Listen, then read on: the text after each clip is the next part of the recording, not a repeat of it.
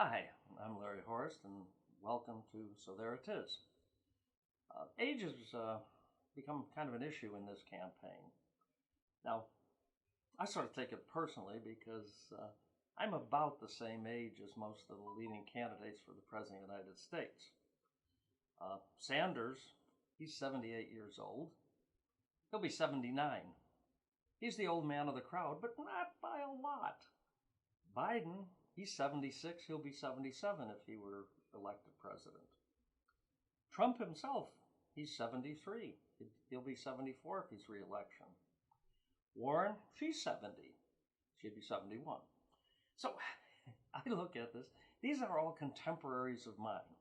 Now, first of all, I think it's a great irony that in this day of the rising youth and the importance of youth, the millennials, the Gen Zs, and all the others, that we have running for president some of the group of the oldest people ever to have run for president at any given time. And all the young guys, the Mayor Petes and the O'Rourke's and all of those, they're not even in the running. They're not even being considered. So the question is,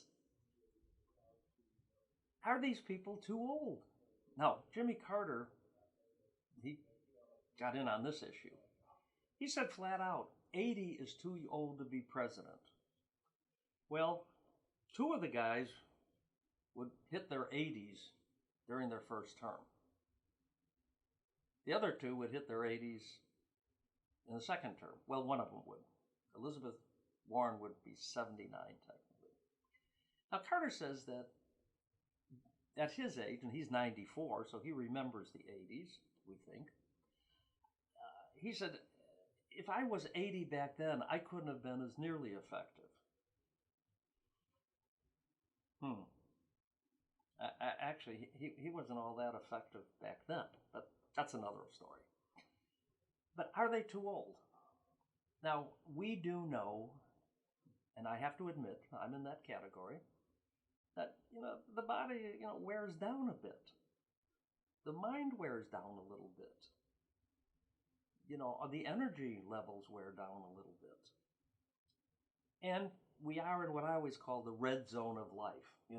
That period of life when anything could happen. You look great today and tomorrow, you're laying in a hospital with a serious disease. That's what happens at this age.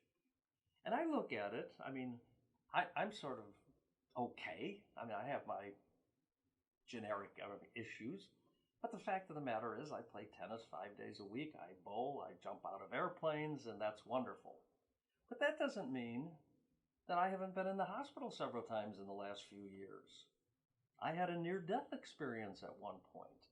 So, at this age, you got to really look at these guys. And we can say, well, it's a lot genetics, a lot energy, it's how healthy they are, and that's fine. Biden does bother me a little bit, because Biden probably is showing age, if you will, more than any of the other candidates. He's doing things that old people sort of do.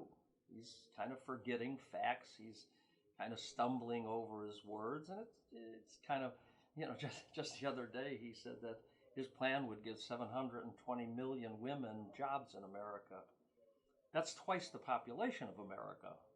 I'm sure he meant 720,000, but it's not just a one outlier gaffe. He does this all the time. He's looking older. You look at some of the others, they look a little more vibrant than he does.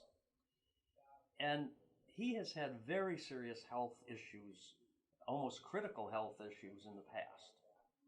So I look at him and I'm thinking, all right, he's got his political problems, but he's got to go another 15 months, I would say, without having even a semi-serious trip to the hospital. This is a guy who can't afford to have a chest pain. This is a guy who can't afford to pass out on the stage. This is a guy who's got to keep giving the impression of vitality. But I do believe, overall, that I agree with Carter, I guess. Even though this is what we're given this time, and even though I'm that age, I do believe that I would feel more comfortable with younger candidates. But you have to look at the issues, you have to look at the politics. It is what we have. It certainly isn't the rising of the new generation. It is not the passing of the torch. That's the one thing we can say. And that makes me think that a lot of the younger generation, they're not going to be out there on election day. They don't have a horse in this race. So there it is.